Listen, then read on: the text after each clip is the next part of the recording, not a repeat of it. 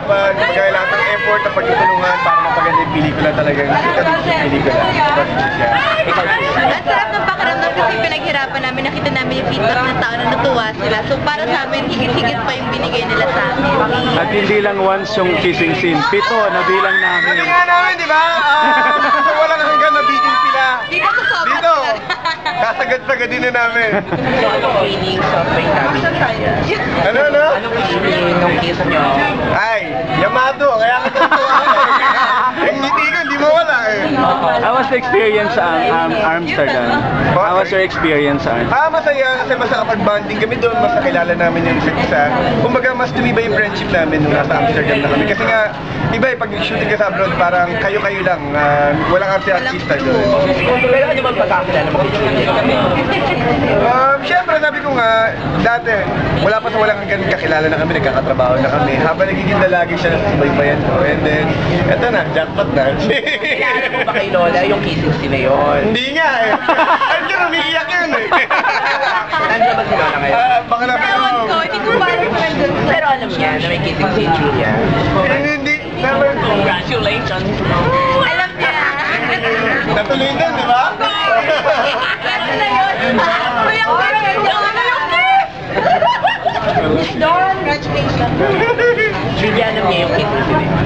Alam niya, niloloko nga ni ibang kasama namin na, uy, akala ko ba yung sila? Actually, hindi kami nasigo. Ito siya nasigo sa Sige, mga director namin, mga writer, kasi nga, pinadead mo na namin siya.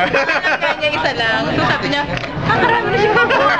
Pero Julia, how do you prepare for that kissing scene? Kinabahan ka ba? Ba't siya tinatanong niyo? Ba't hindi ako? Ako kinabahan eh. Kinabahan ka, Coco? Joke lang. Ako naman sabi ko nga, syempre, kumbaga, marami na akong mga experience na mga ganun. Kumbaga, ako mas ginay ko siya. Kinabahan Hindi ka? ko naman siya sinamantala. Actually, ako nasamantala eh.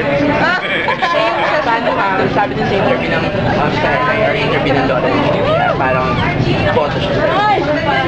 Ang lola, napasagot ka na eh. Pag dumating to ng 18, yari na. Lagi mo siya inaalalayan eh. Lagi mo siya inaalalayan. Inuwatoy mo ba inaalalayan?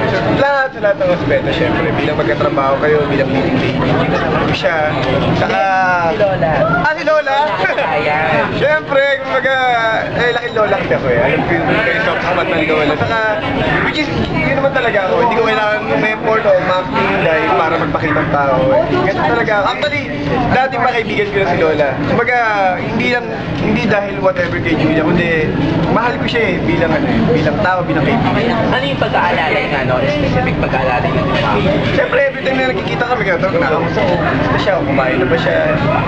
Parang feeling ko, lola ko siya. Ganun. Kasi saka sa Europe yung mga dalang gamit ng lolo ko, even yung sarili niyang bag, dinadala niya. Ako ang boy nila doon. Tuwa yung lola ko. Yun naman pala po. Coco, parang ito ba yung pinaka-light na movie mong ginawa? Kasi ang kulit-kulit mo dito. Actually, sabi ko nga, tinodo ko na dito, pati kaluluwa ko, sinangla ko na sa pelikulang to. Kasi nga, sabi ko, ang sarap pala gumawa ng light. Sabi ko, makapagpa-in love, makapagpaiyak, lahat. Kumbaga, inano ko na dito, pinagsama-sama ko sa pelikula.